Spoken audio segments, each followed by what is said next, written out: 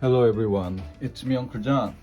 Today I am going to read S3 3097, The Amazing Bone, William Steig, the Caldecott Honor Book. I really love this book.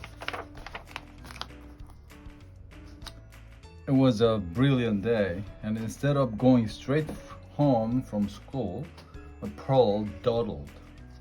She watched the grown-ups in town at their grown-up work, things she might someday be doing.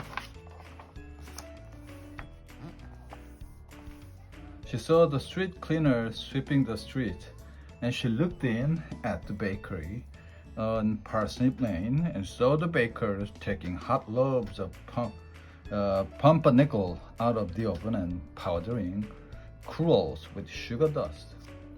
On Cobble Road, she stopped at Maltby's barn and stood gawking as the old gaffers pitched their ringing horseshoes and spat tobacco juice. Later, she sat on the ground in the forest between school and home, and spring was so bright and beautiful. The warm air touched her so tenderly. She could almost feel herself changing into a flower. Her light dress felt like a petal. I love everything, she heard herself say.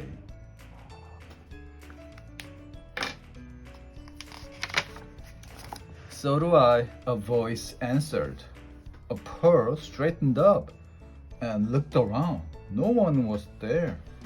Where are you? She asked. Look down, came the answer. A Pearl looked down.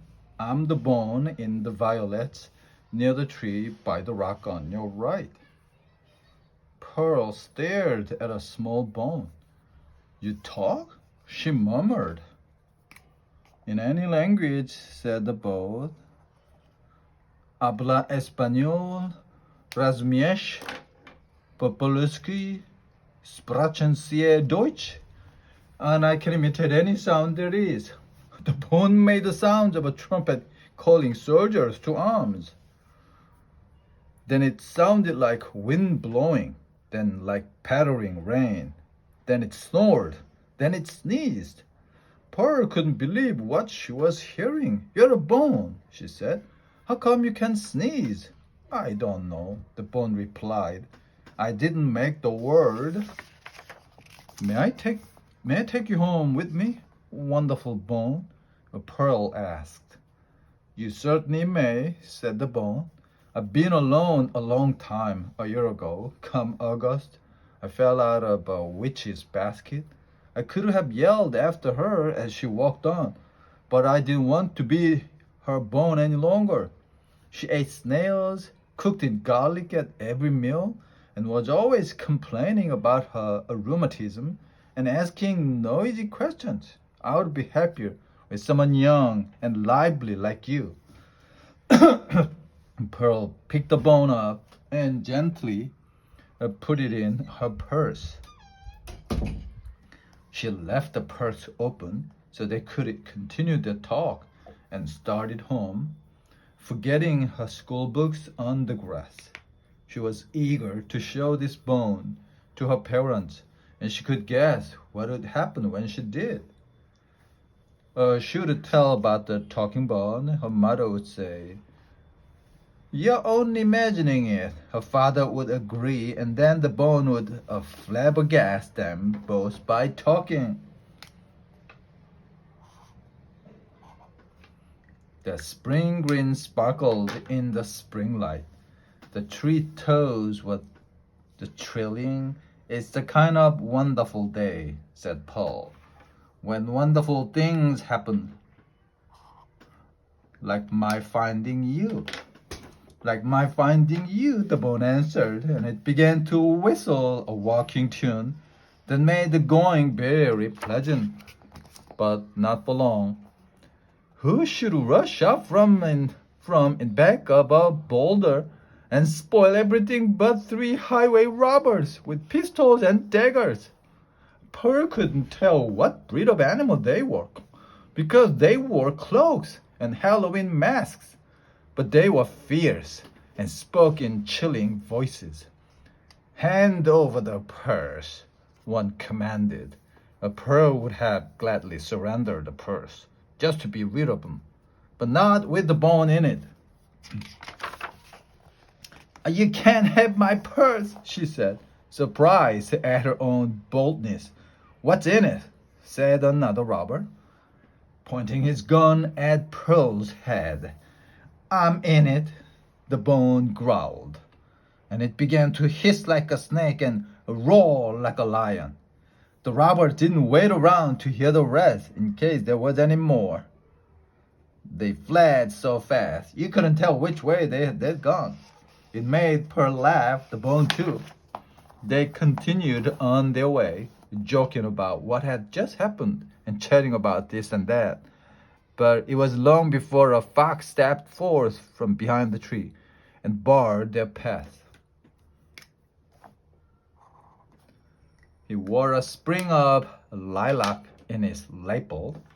He carried a cane, and he was grinning so the whole world could see his sharp white teeth. "Hold everything," he said. Pearl froze. You are exactly what I've been longing for," he went on.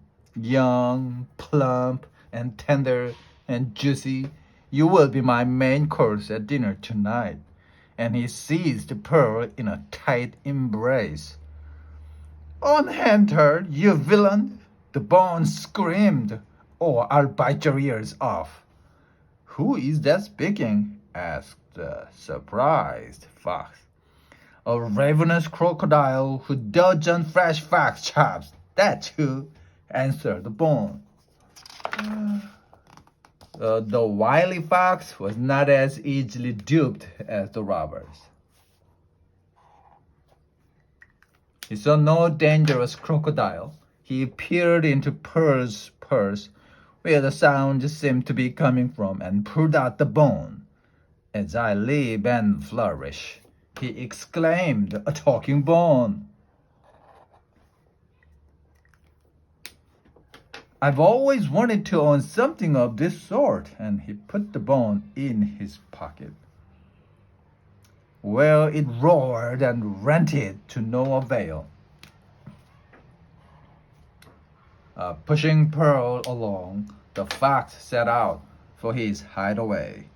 Pearl's sobs was so pitiful, the fox couldn't help feeling a little sorry for her, but he was determined she would be his dinner.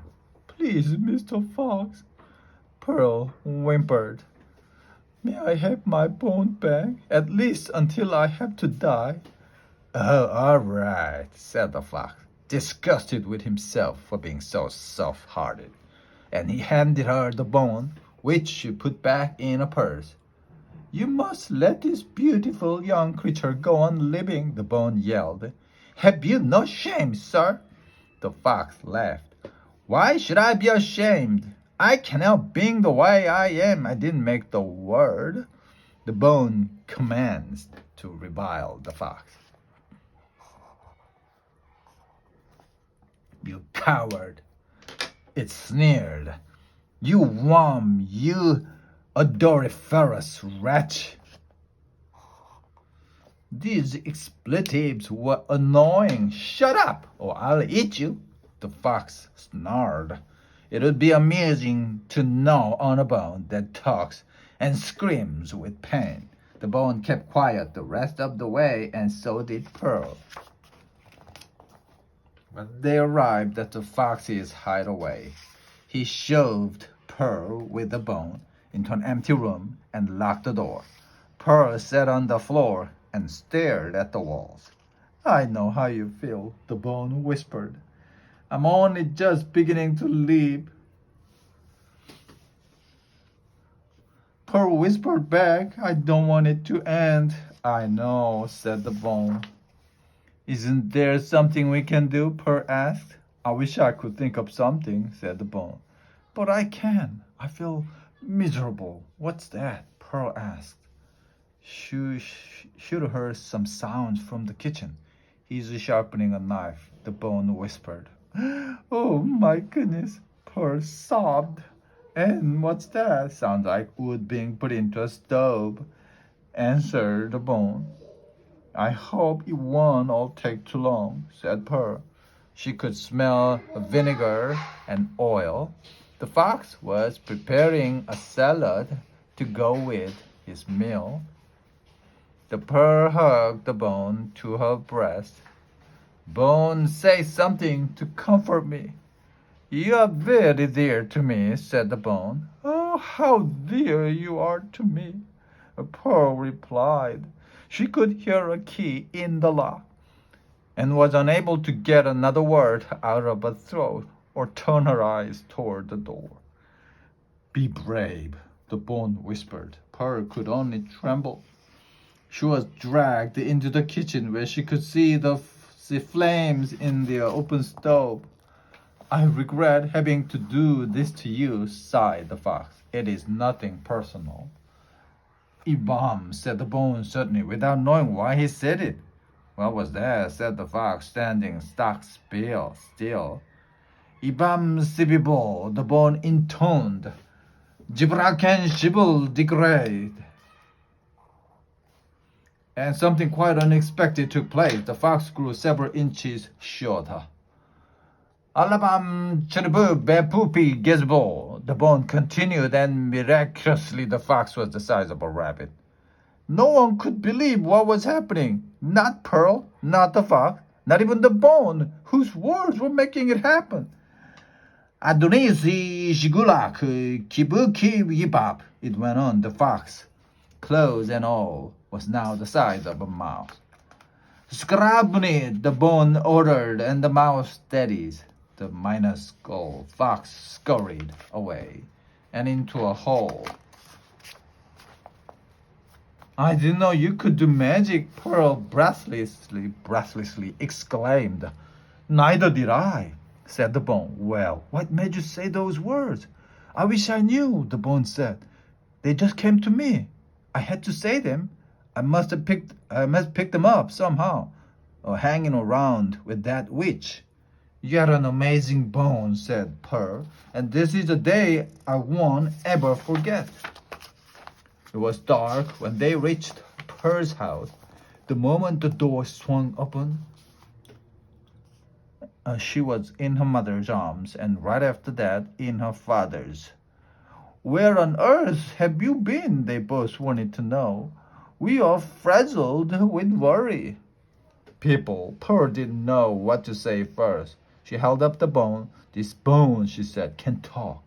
And just as she had expected, her mother said, a talking bone?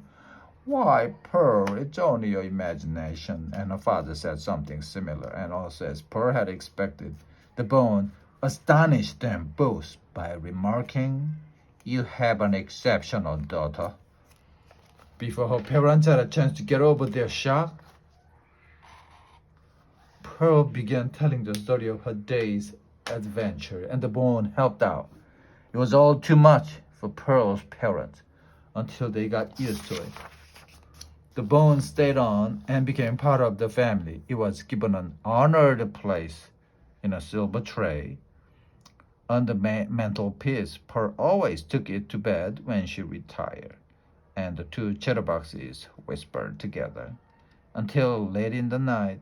Sometimes the bone put Pearl to sleep by singing or by imitating soft harp music. Anyone who happened to be alone in the house always had the bone to converse with. And they all had music whenever they wanted it, and sometimes even when they didn't. The end.